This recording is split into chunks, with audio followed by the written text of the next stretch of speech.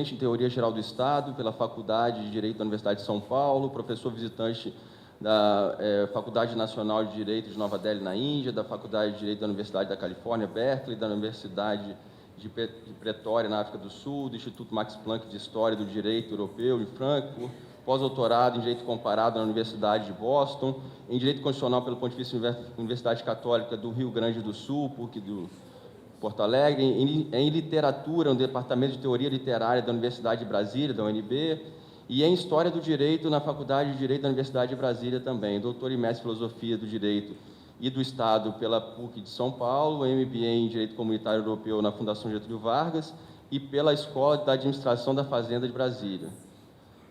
Pós-graduado em Filosofia e bacharel em Direito, consultor-geral da União de 2011 a 2015 e procurador da Fazenda Nacional, procurador-geral adjunto e procurador-geral da Fazenda Nacional. Durante um período também foi vencedor do prêmio CAPES, orientação de melhor tese em Direito, no ano passado. Além disso, o professor Arnaldo Godoy tem várias obras publicadas, artigos, textos, capítulos, livros, que todos consultamos em algum momento das nossas pesquisas em Direito e Literatura. Lembrando também que ele é autor, no Conjur, de uma coluna que eu sempre leio às segundas-feiras, sai de domingo para segunda.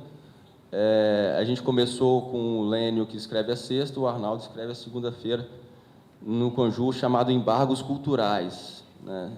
Inclusive, se você for manter mesmo o tema que nós combinamos para hoje, tem uma coluna muito interessante sobre o que ele vai falar hoje para a gente. Sem mais delongas, eu passo a palavra aqui ao querido amigo professor Arnaldo Godoy.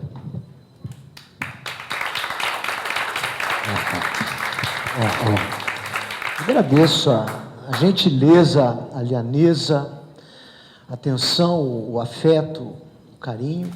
Agradeço muito o fato de poder estar aqui em Vitória nessa noite. O Espírito Santo é um estado que tem uma tradição literária fascinante. Nós temos aqui talvez um dos primeiros momentos da história literária nacional, quando o padre José de Anchieta, nas areias da praia, fazia lá, escrevia o célebre poema Virgem, algo que, do ponto de vista efetivamente tecnológico, eu não consigo entender como é que ele escrevia o poema, e ao mesmo tempo, no vento e tudo mais, como é que essas coisas ficaram presas na memória. A terra também de Rubem Braga e de inúmeras outras figuras do mundo literário nosso. Apenas uma pequena e singela nota de rodapé, a última e fascinante, empolgante fala do Drummond, no sentido de lembrarmos que há um livro hoje esquecido, um livro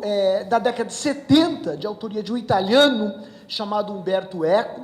O livro chama-se Apocalípticos e Integrados. E esse livro, de alguma maneira, de alguma forma, faz uma glosa daquilo que Drummond falava. Porque, naquele momento, estávamos no início da década de 80, como então se chamava, a cibernética, ela começava a ganhar cada vez mais espaço. E havia uma dúvida muito grande se aquela nova tecnologia, do ponto de vista comunicacional, ela nos traria um ganho de escala ou ela seria uma tragédia.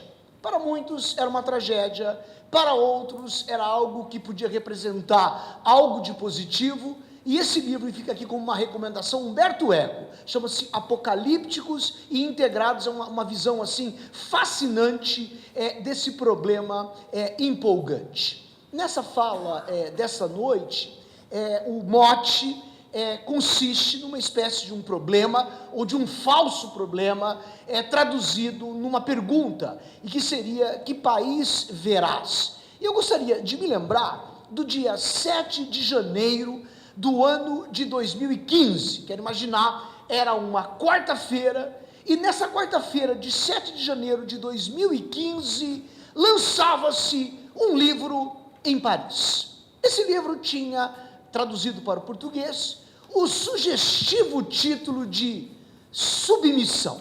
E quando nós olhamos a capa do livro, nós conseguimos aí perceber alguma coisa como um arabesco, alguma coisa como um motivo árabe. O autor desse livro, Submissão, Michel Houellebecq, é uma figura singular, é um homem maldito, um homem que se reconhece como misógino, racista, uma figura absolutamente assim, intrigante. E no dia do lançamento deste livro, Michel Houellebecq, fazia duas declarações. Talvez ele não estivesse se lembrando naquele dia da história de Salman Rushdie, que você se lembra dos versos satânicos, e Michel Houellebecq dizia que a religião islâmica era uma estupidez. O lançamento do livro foi por volta de 11 horas da manhã. Algumas horas depois, naquele dia, 2 radicais muçulmanos entraram naquela revista Charlie Hebdo, atiraram, mataram 12 pessoas, dentre eles 8 jornalistas, e entre os jornalistas que ali estavam, o melhor amigo de Michel Houellebecq, chamado com o nome de Bernard Marie. Portanto, não há como nós fazermos uma distinção entre a trajetória desse livro impressionante, desse livro intrigante, desse livro distópico até a medula, com os episódios vividos na França naquele dia e logo ato contínuo.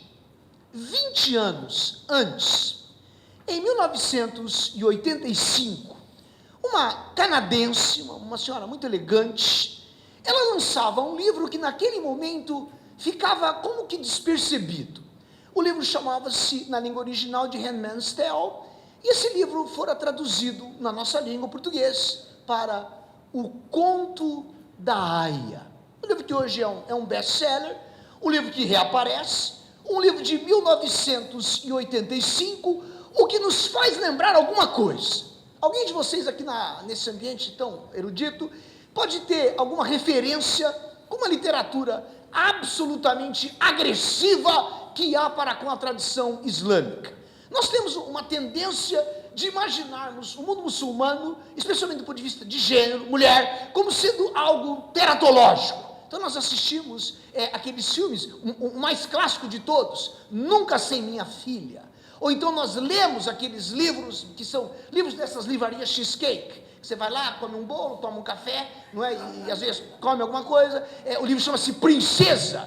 E na leitura desses livros, mulheres ocidentais ficam horrorizadas. Afinal de contas, as mulheres muçulmanas, elas têm que usar o chador, elas têm que usar a burca. E de repente você percebe que uma boa parte da judicialização da utilização do chador e da burca é feita pelas próprias mulheres, como o mais famoso caso da Corte Europeia de Direitos Humanos, que é o caso da famosa Leila Saidin. Era uma moça que estudava medicina na Turquia, foi expulsa da faculdade e ela teve que terminar o seu curso na Áustria. Pois bem, em 1981, 82, 83, nós tínhamos a rebelião do Ayatollah Khomeini e a situação que se transformava no Irã. Então nós temos o 2015, o livro de Houellebecq, 1985, o livro da Margaret Atwood, e agora, 4 anos antes, um brasileiro, uma figura também fascinante, um homem que é de Araraquara, estado de São Paulo, agora na Academia Brasileira de Letras, sobre quem André falara ainda no início dessa semana, que publica em 1981 um livro que é simplesmente, os americanos falam breathtaking, é algo que você começa a ler, você não consegue terminar. E o livro chama-se Não Verás País Nenhum. E para nós que gostamos desses temas, o mais fascinante desse livro é o seu processo criativo. Aquilo que se chama, em crítica literária, com o nome de crítica genética. A crítica genética consiste em entendermos como é que um livro foi escrito. Eu imagino, em fim dos anos 70, início dos anos 80, o professor Dr. Carlos Maria Carco vai escrevendo A Opacidade do Direito. O que significaria esse processo construtivo? A escolha do título. Para começar, títulos são absolutamente perigosos.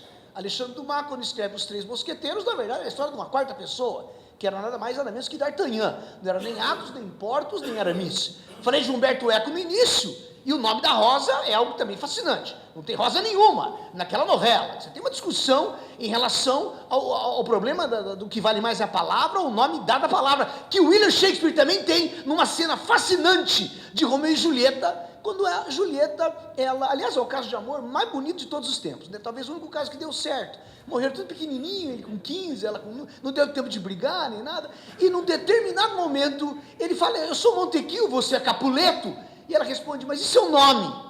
E vejam as rosas, no dia que não existirem mais rosas, restará a lembrança, a olência de que um dia houve a rosa. Então nós pegamos títulos, e títulos são coisas absolutamente preocupantes. Eu imagino, do ponto de vista do processo criativo, como é que um título como Opacidade do Direito eventualmente aparecia. Isso, no mínimo, é um tema para um artigo, para uma reflexão ou para um olhar histórico. Pois bem, eu quero, a partir dessa imagem, lembrar que nesse livro de Inácio de Loyola Brandão, temos um casal curioso. Esse livro, na verdade, nasce de um conto no qual um homem tinha um buraco na mão, e desse conto, que é um conto da década de 70, muito tempo depois veio o livro, e nesse livro tem essa figura fascinante, que é um homem chamado Souza, e a sua esposa, Adelaide. Alguém já ouviu a expressão, o baú de Adelaide? Nunca ouviram essa expressão? Adelaide era a mulher mais certinha que você pode imaginar.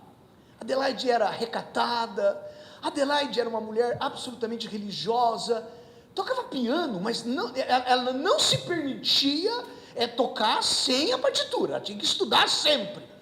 E quando Adelaide desaparece, ele vai mexer nas suas coisas e abre um baú.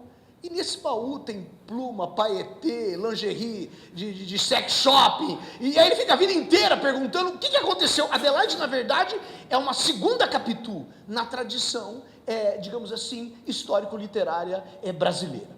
Esse livro de Inácio de Loyola Brandão, ele nos dá coisas curiosas. Ele é passado no Brasil, que pode ser daqui a alguns anos. Nesse livro eles estão comemorando a última árvore que eles conseguiram derrubar na Amazônia. Foi uma festa, tanto que o primeiro título do livro era o corte final, porque no dia que nós brasileiros derrubamos a última árvore na Amazônia, nós temos agora a 9ª maravilha do mundo, o deserto da Amazônia. Como nós brasileiros nos orgulhamos de ter o maior deserto do mundo. E nesse livro você verá coisas que 4 anos depois a Margaret Atwood escreve no livro dela. No livro de Inácio de Loyola Brandão, nós temos a figura do grande ciclo da esterilidade. As mulheres não conseguiam mais procriar. Nesse livro de Inácio de Loyola Brandão, nós temos uma descrição de São Paulo, que é uma descrição absolutamente estonteante, na qual a cidade estava dividida numa série de guetos, as pessoas não conseguiam transitar, os automóveis pararam tudo. E as semelhanças com a realidade, elas são superlativamente claras. É assim, então, que eu dou início à minha intervenção. Esses 3 livros, O Conto da Aia, A Submissão e Um Brasileiro, Verás Lugar Nenhum, são 3 livros que têm, efetivamente, 5 pontos em comum. Primeiro, são livros de distopia. E aí nós temos um problema de fala, porque até que ponto a expressão distopia é distinta da expressão utopia, porque todos os textos da tradição utópica nos dão conta de sociedades que eu creio que nenhum de nós queria viver. O próprio Inácio de Loyola Brandão, em todas as entrevistas que deu, especialmente nesses últimos anos, que ele se tornou uma celebridade com a Academia Brasileira de Letras, ele jamais admite o fato de que esse livro seja tratado como uma distopia. Ele insiste que isso não é distopia, que isso é utopia. Quais são as distopias que eu tenho aqui? Nesses 3 livros eu tenho distopias políticas. Não tem mais Estado, acaba o Estado. No lugar do Estado eu tenho a franquia. Então você imagina você vivendo, no caso americano, né, um dos livros trata do caso americano, você viver na franquia da Ford, ou na franquia do McDonald's, ou eu venho da franquia, cada um vem de uma franquia. Essa percepção política é uma percepção distópica, na qual essa figura com a qual nós estamos acostumados a trabalhar, que é o Estado, ela deixa de existir. E o curso de Direito na vida real é o quê? É um curso no qual nós vamos fazer uma recorrente leitura de descrição de um Estado necessário. Se nós olharmos os grandes autores de direito público, são autores que colocaram o Estado num patamar da mais absoluta relação religiosa. Vamos pegar, por exemplo, a tradição do direito administrativo brasileiro. Temístocles Brandão Cavalcante, um famoso autor da década de 1940. Miguel Seabra Fagundes, um autor fascinante, especialmente dos anos 50. Vamos pegar a tradição mais recente. Ele foi juiz do estado de São Paulo, ele foi juiz em Ribeirão Preto, foi juiz em Araraquara, que é Eli Lopes Meirelles, que nos deixa um livro que hoje está, são várias edições, na verdade é um livro psicografado, porque ele já morreu há muitos anos. Eu já vi alunos citando Eli Lopes Meirelles para ilustrar a agência reguladora. No tempo dele não existia aquilo que hoje nós imaginamos como agências reguladoras. Se nós pegarmos a tradição da escola da Perdizes, que é PUC em São Paulo, o pai, Oswaldo Aranha Bandeira de Melo, o filho, Celso Antônio Bandeira de Melo, são todos autores de glorificação do Estado. E os cursos de direito começam, de partida, suas disciplinas de teoria geral do Estado. E aí então a professora Henriette nos colocava e falava hoje daquele sujeito aqui, um homem que viveu quase a vida toda em Viena, né, velhinho, ele já não queria sair de Viena, e aí uma tataraneta lá do Napoleão Bonaparte acaba auxiliando, e ele vai morrer na Inglaterra, já com câncer na boca, um problema, um negócio horrível aqui, que nos deixa talvez o texto mais fascinante, que descontrói essa ideologia do Estado, que é um livrinho chamado A Civilização e os seus descontentes, que em algumas versões nós vamos ler como o mal-estar na civilização, são várias traduções que conhecemos no nosso ambiente aqui. Então, esta é a primeira distopia, é uma distopia política. Nesses três casos, na submissão, no Inácio Loyola Brandão e no caso do Conto da Aia, nós vamos ter também distopias teológicas. E aqui eu tenho o ponto central da minha fala, que é um tema que não pode passar despercebido.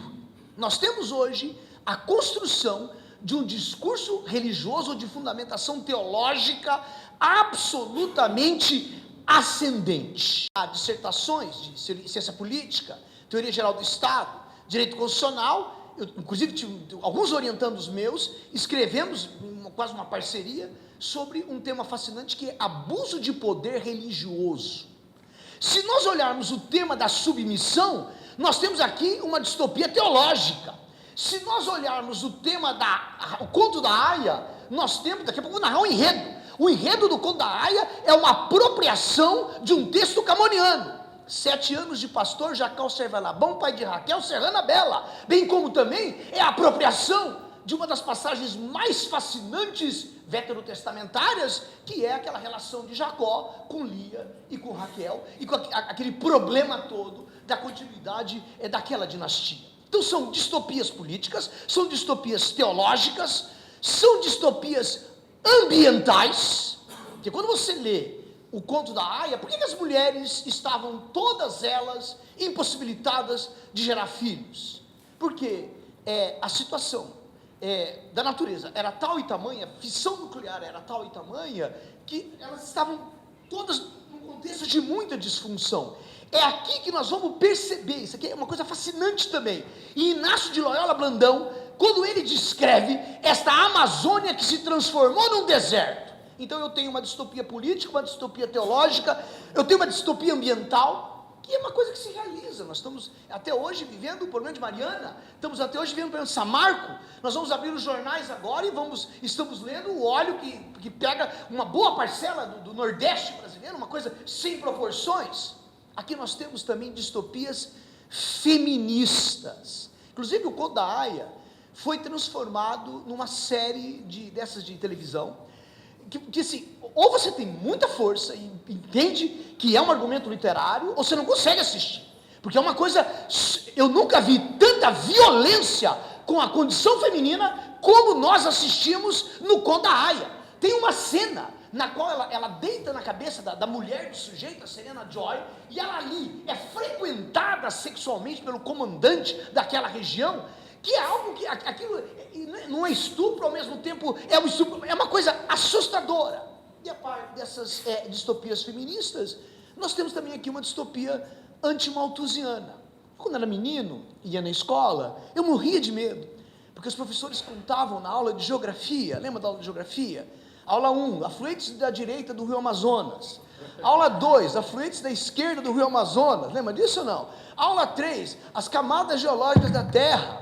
Aula 4, atmosfera, lembra? Troposfera, estratosfera, ionosfera, mesosfera, isso não esquece, nossa cabeça era branca naquele tempo, tudo que você aprendia ali, não esquecia nunca. E lá, um bendito dia, tinha lá uma bendita de uma aula, na qual nos colocavam medo, no sentido de que a população ia crescer de um modo exponencial, e que os recursos para atender essa população iriam crescer numa progressão que não acompanhava. Então essa tese malthusiana é uma tese que vinga até os anos 70, quando países europeus começam a perceber uma dificuldade muito grande no crescimento populacional. Então essas seriam as semelhanças entre estas obras que aqui tem.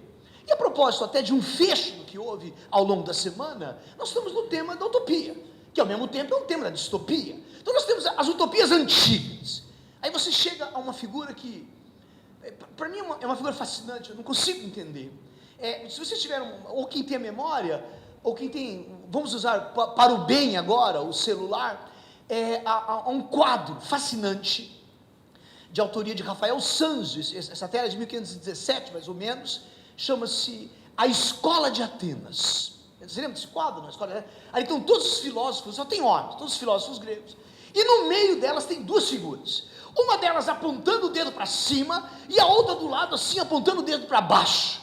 Aquele que apontava o dedo para baixo, provavelmente era aquele homem que nos dizia que o mundo é real, está aqui, é a imanência, que era Aristóteles. E aquele que colocava o dedo para cima, dizia, não, o mundo é a transcendência, o mundo está para lá. Esse homem era o homem que nos criou todas as imagens, todas as ideias, inclusive amar alguém sem a expectativa de ser amado, é aquilo que chamamos com o nome delicioso de amor platônico. E não tem os prós e contras. Humberto Eco dizia, o moderno é Platão. Karl Popper, que é uma figura também interessante, dizia, não, Platão é o primeiro maior inimigo da democracia. Nós temos que reler, outra coisa, livro clássico nunca se lê. Ninguém pode dizer aqui que está lendo, por exemplo, os Lusíadas, você relê. Ninguém aqui está lendo o ensaio sobre a cegueira do Sacabá, você está relendo. Ninguém lê a Opacidade do Direito, não pode, você está relendo. Os clássicos são livros que são relidos, e a releitura, vamos imaginar assim, de Karl Popper, A Sociedade Aberta e os Seus Inimigos, de onde um autor alemão tirou o mote para escrever A Sociedade Aberta dos Intérpretes da Constituição, que é nada mais, nada menos que aquele grupo ligado ao Konrad Hesse. Nós vamos ter aqui uma crítica violenta ao pensamento platônico, e aí vamos avançando nessa historiografia muito frágil, e vamos lembrar de um homem que trabalhou para Henrique VIII, que é o autor dessa expressão utopia, que é aquele homem que tinha uma fé inquebrantável, que era nada mais, nada menos do que Tomás Moros, que é o autor da expressão. Mas há textos menores que nós não esquecemos. Thomas Campanella e A Cidade do Sol, ou então Francis Bacon e Atlântida. Esses são os textos da tradição antiga. E aqui nós vamos ter os textos da tradição mais próxima, cada um deles com uma forte margem de um argumento central. Fahrenheit 451, a questão da liberdade do pensamento, o livro. Por que 451? Porque 451 graus Fahrenheit é a temperatura, traduzida em Celsius, no qual o papel queima. E aqui você tem bombeiros, e os bombeiros não estão lá para apagar fogo, para apagar lá as torres de Nova York, para o Bruce Springsteen fazer uma música bonita para ele. Não, os bombeiros estão ali para queimar os livros. Ou então o admirável mundo novo, a expressão é shakespeariana, what a brave new world that has such a people on it. Admirável mundo novo que tem tipo de gente assim vivendo.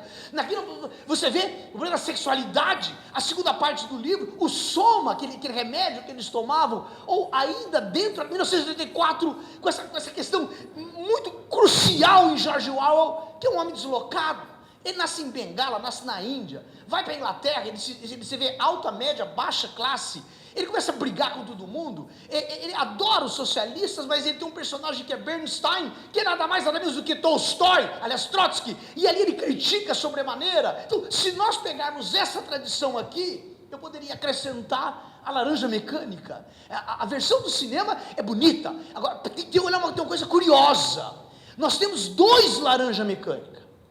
Um deles, o Anthony Burgers, ele termina o livro com a redenção do seu personagem. E o outro deles, ele termina sem a redenção. Tem que ver qual a versão que você está vendo. Ele nunca gostou da versão do cinema do Stanley Kubrick. Por quê? Porque na versão do cinema do Stanley Kubrick, ele pregava a ideia de que a figura podia se redimir.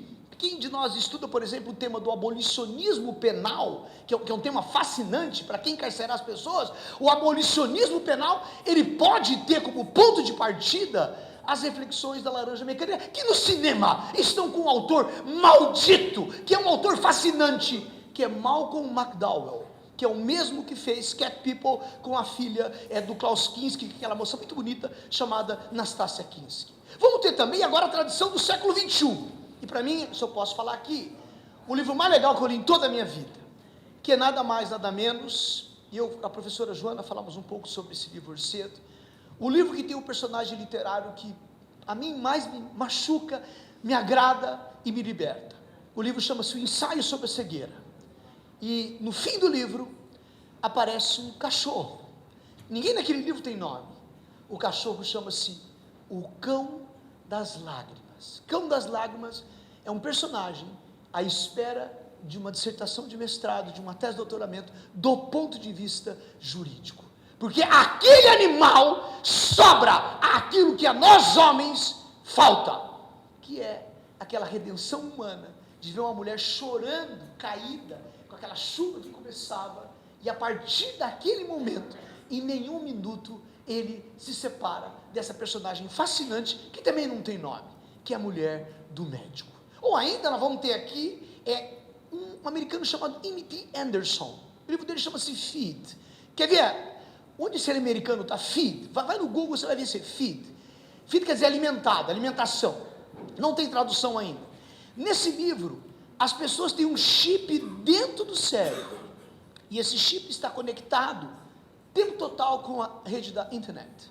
Então o sujeito começa, estou com fome. Automaticamente o chip fala, você está a tantos metros de uma lanchonete, você está a tantos... E começa a ordenar a pessoa. Um dia desse em Brasília, eu entrei no automóvel, para ir num determinado lugar, e coloquei o celular, porque eu estava ouvindo uma música, estou ouvindo uma música o dia inteiro, chama Hurt, de Johnny Cash, eu choro com essa música. Aí eu quero ouvir Hurt, né? E também tenho ouvido muito uma banda argentina chamada Laberizo, que tem uma música que eu choro muito, que ele fala, madrugada despertei, eu choro com essa música.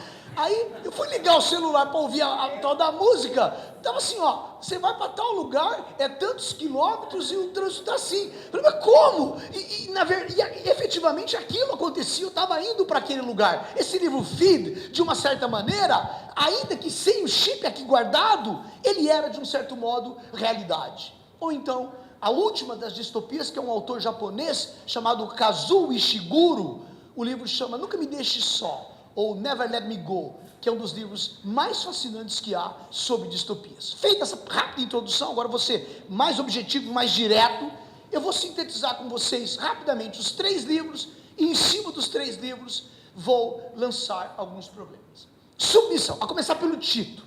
O que submissão nos evoca? Quando uma pessoa se converte à religião muçulmana, ela verbaliza e passa a viver a seguinte verdade: La ilaha Allah, Mohammed Rasul Allah. Só Allah é Deus e Maomé é o seu último profeta, o que nos permite admitir Jesus Cristo e Moisés como profetas também. Então, ser islâmico é o equivalente a ser submisso à vontade daquele que é o profeta. O título está pesado aqui. Nesse livro, vou contar rapidamente a história. É um livro fascinante. É um professor universitário, 44 anos, professor na Sorbonne. A tese dele, doutoramento em literatura, é sobre um autor do século XIX de segunda categoria, chamado Huysman, um sujeito que tem uma indiferença política absoluta. Comece a lembrar os seus colegas agora. Um sujeito que está nem aí com o que está acontecendo, que percebe uma aliança curiosa na França entre a esquerda e o muçulmano. Alguém já havia pensado nessa aliança ou não? Chama-se com o nome de islamo-esquerdismo. Ele vê um homem chamado Mohammed Ben Abis, isso é ficção, crescendo. Ele vê um grupo chamado de Fraternidade Muçulmana, e ele olha os jornalistas e dizem: os jornalistas apenas trazem más notícias e usa um mito grego para explicar uma notícia, que é o mito de Cassandra. Você se lembra do mito de Cassandra? Cassandra foi namorada de Apolo. Aí Apolo dá a Cassandra o poder de predigitar o futuro. Em troca de algum carinho que ela não corresponde, ele cospe da boca dela, e tudo que sai de suas profecias são profecias negativas. Então Cassandra, ela vai significar, nessa visão, uma ideia de jornais trazendo temas absolutamente refratários. Ele percebe os alunos, e vê que os alunos estão muito alienados o tempo inteiro com os smartphones. Ele percebe os nacionalistas islâmicos, e ele percebe que esse partido islâmico ganhou a eleição na França no ano de 2020. O emprego aumentou. Acabou o desemprego. Porque todas as mulheres foram obrigadas a deixar o trabalho. Então os postos de trabalho estavam para os homens. Primeira boa estatística está aqui. Segundo, ele admite continuar na universidade e o salário dele é triplicado, conquanto que ele se converta à religião muçulmana. Este é o livro. Agora, por trás desse livro, você tem vários problemas. Primeiro, quem é ele? Ele nasceu em 1958, nas Ilhas Reunião. A mãe dele é uma médica argelina. Então, tem aqui alguma similitude com Albert Camus. Para mim, é o maior escritor francês hoje. Eu não gosto do que ele escreve, mas eu não posso negar que, do ponto de vista da construção do enredo, é uma coisa fascinante. Ele se autodefine como... Imagina a menina chegar em casa e falar, mãe, imagina a Tânia, se tiver filha, chega em casa e fala, mãe, estou namorando. Como é que ele é? Ele é niilista, reacionário, cínico, misógino e racista. Imagina, ele se autodefine assim. Não sei se para provocar ou não. Então eu vou fazer uma leitura otimista do livro dele. Vou imaginar que isso tudo é propaganda. Tudo é propaganda. Ele é um sujeito comprometido, é um sujeito progressista. Nesse sentido, o livro dele me permite dizer que ele está criticando as instituições francesas. Ele está criticando a academia que cria aqueles falsos heróis, né, que vendem aqueles livros, na verdade que dão aquelas conferências, aquelas coisas todas. Ele está criticando a imobilidade de todos. Os professores estão vendo tudo acontecer, mas eles são professores universitários, eles têm a cátedra, nada vai acontecer com eles. Isso não é problema meu, não vai nada acontecer com ele, com ninguém. Ele pode ser um autor de crítica ao cooperativismo universitário, ele pode ser um autor de uma sátira à intelectualidade francesa. E aí você vê que os grandes franceses, Paul Michel Foucault, vamos para a década de 60, Jean-Paul Sartre, vamos pegar Simone de Beauvoir, e vamos. Mas eu também posso fazer uma leitura pessimista desse livro, e é essa leitura que eu faço. É um livro que descreve um universo muçulmano estereotipado. E aí eu faço uma homenagem agora a um escritor palestino, que é uma das figuras intelectuais mais densas que eu vi em toda a minha vida, Edward Said, que nos deixou aquele clássico orientalismo. O Oriente é uma invenção do Ocidente. Ele descreve uma teocracia islâmica. Ele é muito parecido, tem um autor argelino, que eu tenho lido muito, que chama Boulan Sanzal, que tem um livro recente chamado 2084, o Fim do Mundo. Está aparecendo muito livro agora, no qual eles estão falando o seguinte, olha, o Islã vai dominar o mundo, olha, toma cuidado, o Islã vai dominar o mundo. Esses livros estão vinculados a um movimento de direita na Europa, chamado movimento dos identitários. Já lemos sobre os identitários? É a nova direita europeia. Na França começa em 2003, primeira característica, xenofobia à medula, são xenófobos ao extremo. É uma tradição que vem da guerra da Argélia, ainda na década de 50. Eles são absolutamente refratários às chamadas ondas imigratórias. Existe uma vitimização do francês nativo. Você tem aqui uma guerra com os americanos, que aliás é uma guerra glotológica, que nós vivemos há alguns anos. A história glotológica do Brasil é muito curiosa. Nós, professor, nós brasileiros achamos que falamos espanhol. Todo brasileiro fala espanhol. Nós, né, professor Emílio, todo brasileiro fala espanhol. Todo brasileiro entende espanhol. Nenhum brasileiro escreve espanhol. E nenhum brasileiro se atreve a estudar espanhol. Nós achamos que falamos espanhol. Aí o segundo problema é da guerra. Eu quando fui para a escola, mocinho, o Chico era francês, e eu vivi aquela geração que se afasta do francês, e que se aproxima de um estudo absolutamente singelo, inadequado de língua norte-americana. Um fenômeno curioso, quando nós estudamos a história das alianças francesas pelo mundo afora, e aquele ressentimento que o francês tem em relação à expansão da língua norte-americana. Esse grupo dos chamados identitários, eles têm uma simbologia muito forte. Vocês viram a revolta dos caminhoneiros? Lembra dessa revolta? Michel Houellebecq tem um livro de 5 anos atrás chamado Serotonina. Leiam, Serotonina. Serotonina é o livro que conta uma história que vai acontecer 5 anos depois. Eles usam a roupa amarela e preta. Eles têm um símbolo. Vocês já viram como é que as letras gregas são utilizadas para simbologias autoritárias? No Brasil, nós tínhamos um movimento integralista, vocês se lembram ou não? No qual eles levantaram, não falavam Heil Hitler, eles falavam Anauê, e o símbolo deles era o sigma, aquela letra grega de somatória. Esse grupo identitário tem como símbolo o lambda, que é o L. Sabe por quê? Alguém de vocês se lembra de ter assistido um filme chamado Os 300 de Esparta? Perceberam o que está nas entrelinhas daquele filme?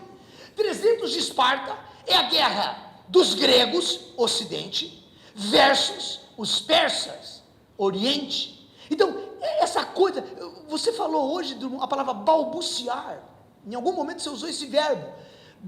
Na língua romana, você tinha um verbo difícil que era barbarum. Barbarum era balbuciar. Se chama de bárbaro aquele que balbucia. Então, é desde essa tradição, e aí nós temos 3 autores que não podemos esquecer. Primeiro, quem é o maior mentiroso de todos os tempos? Heródoto. Já viram as viagens de Heródoto? Não, Heródoto só contou mentira. Ele vai na ilha de Creta e as mulheres estão dormindo com os touros. Ele quer saber qual é a primeira língua do mundo. Então ele disse que tinha um imperador lá, um rei, que pegou 2 crianças, trancou as crianças, não deixou ensinar nenhuma língua para elas.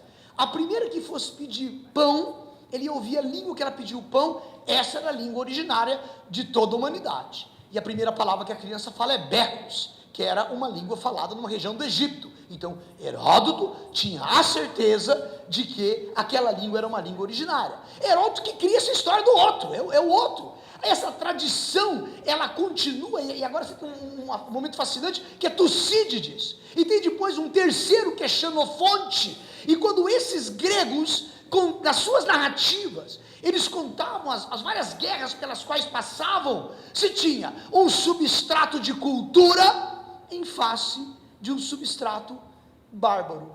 É na Guerra dos 300, que é um filme recente, que na verdade, na minha geração, quando eu era menino, nós íamos na aula de história. Lembra da aula de história? A aula de história era para nós aprendermos os imperadores romanos, não era assim? Júlio César, Otávio, Tibério, Calígula, Cláudio, Nero, Gal, Botão, Vitélio, Vespasiano, Tito, Domiciano, Nerva, Trajano, Adriano, Antonino Pio, Marco Aurélio. Era assim o negócio.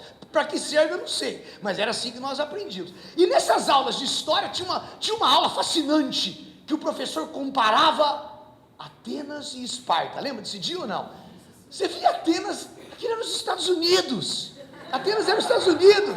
Era democracia. Os caras acordavam de manhã com aqueles roupão assim, não é? E ninguém falava coisa com coisa, só aquelas frases bonitas. Sócrates falava o quê? Zero, puder zero, tipota. Só sei que nada sei. Ficava o dia inteiro assim, faziam nada.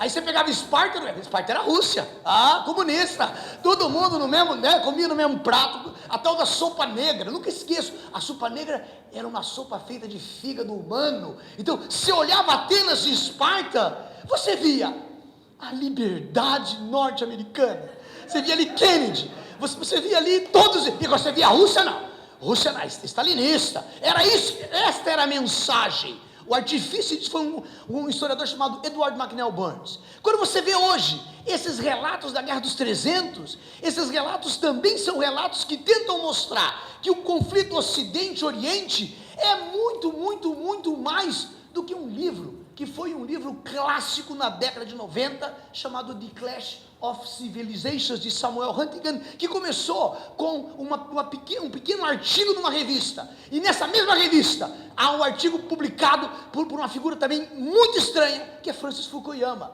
e o artigo chamava-se de O Fim da História e o Último Homem, que era um artigo que nos explicava que acabou essa coisa de Guerra Fria e que os americanos haviam triunfado. Então esse é o movimento identitário, e esse movimento identitário, nesta leitura, usa esse livro como um baluarte. Está vendo?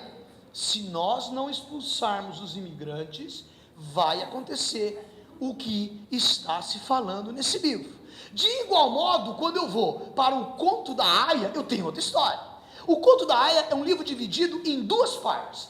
Leia primeiro a última parte. É como Incidentes Jantares do Érico Veríssimo. Nunca leia a primeira parte, você vai falar que chato. Lê a segunda, quando dá aquela confusão, que eles não conseguem enterrar o pessoal lá. Não tem a cena assim ou não? Aí a coisa se perde. Tem livro que tem que ler do fim para o começo. Então você lê a segunda parte. Por quê? Porque na segunda parte é um congresso de historiadores. E os historiadores estão discutindo se é verossímil, se é verdadeiro ou não, umas fitas magnéticas que eles encontraram. Porque as fitas são o relato da primeira parte do livro. E aí tem um problema tecnológico. Quando vocês assistem filmes de ficção científica antigos, não são curiosos?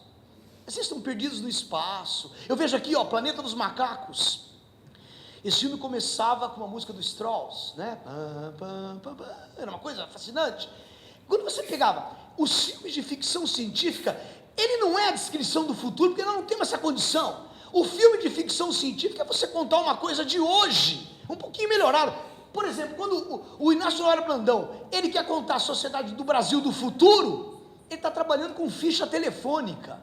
Alguém aqui, ninguém vai ter ficha telefônica? Tem coisa do futuro que você não consegue. Um tema que me fascina, nunca li nada sobre isso, mas isso dá um bom estudo. Como é que a ficção científica é o refém da chamada tecnologia?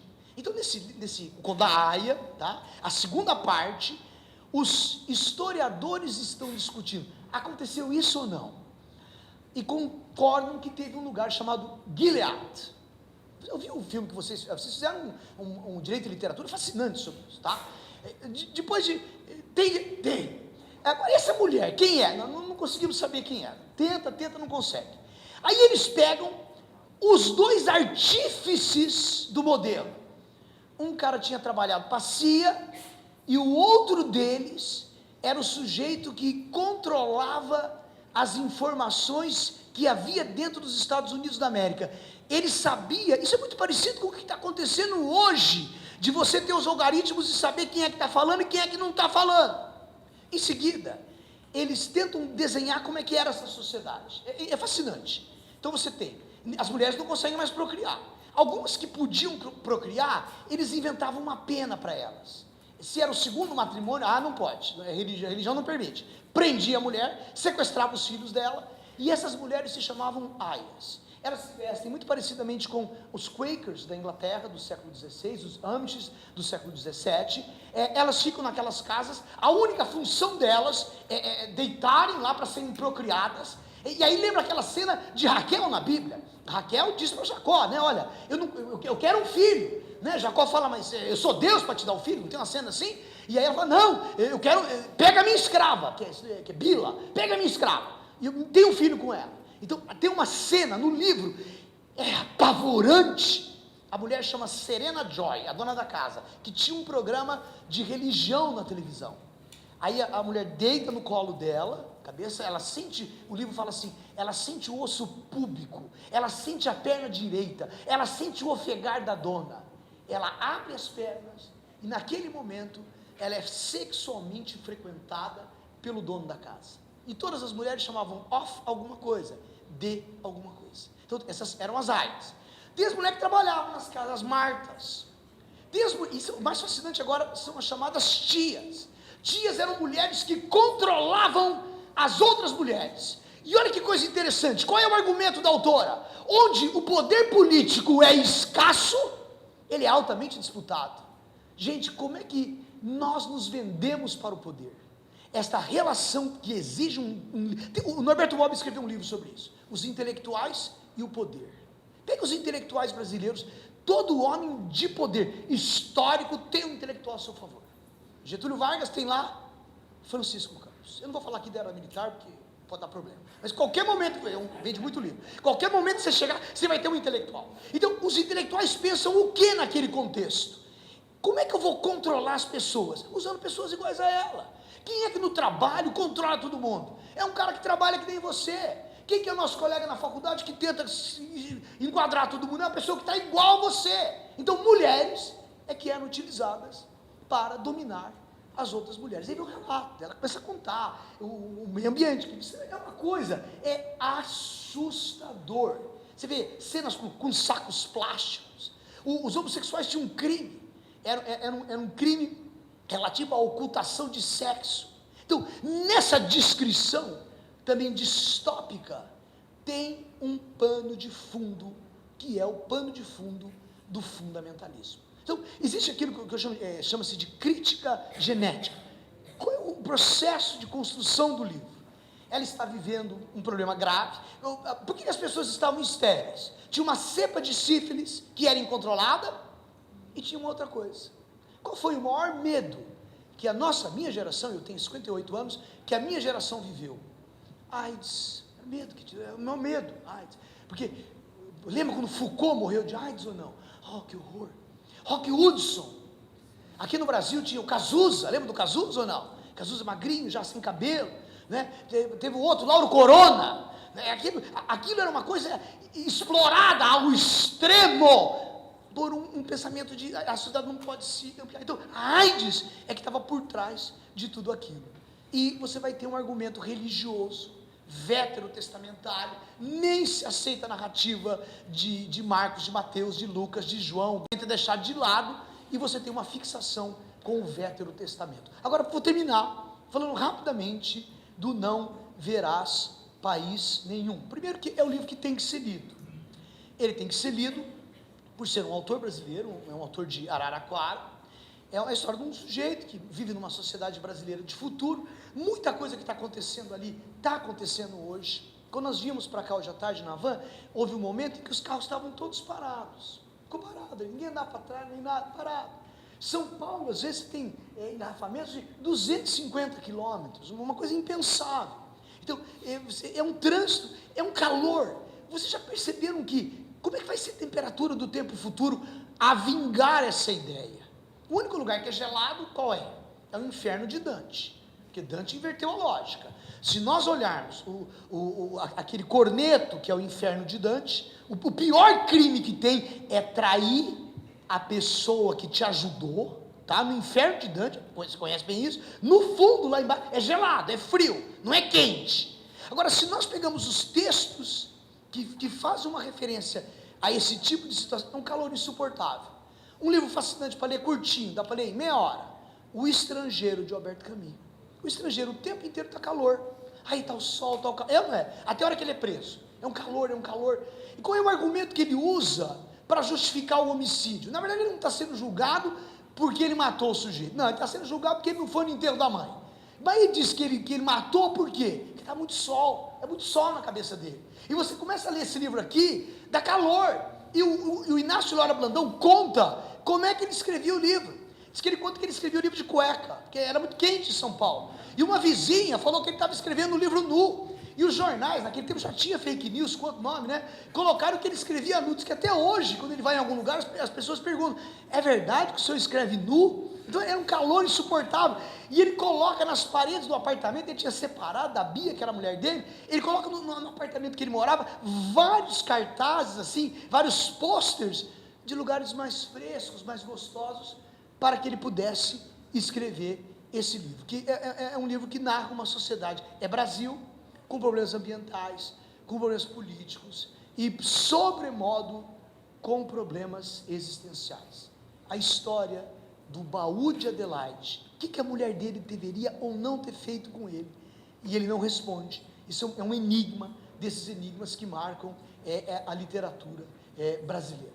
Então, com essas minhas rápidas palavras, o meu objetivo era tratar de livros que eu sei que vocês conhecem, que vocês leram, que vocês viram resenhas, mas que são, dentro do tema da tradição distópica, 3 livros fascinantes, porque denunciam 3 perigos. Um perigo de uma extrema-direita absolutamente intransigente, o perigo de uma superlativa leitura de fundamentação teológica inexplicável, e o tema das condições naturais que nos perseguem. Seriam esses, no meu ver, os 3 grandes núcleos daquilo que hoje nos desafia. E o que está fora disso é nota de rodapé. Eu agradeço a deferência, a gentileza, a atenção de vocês, e eu, com essas palavras, comunico de minha parte que a melhor hora de uma fala é quando ela termina. Muito obrigado, tá?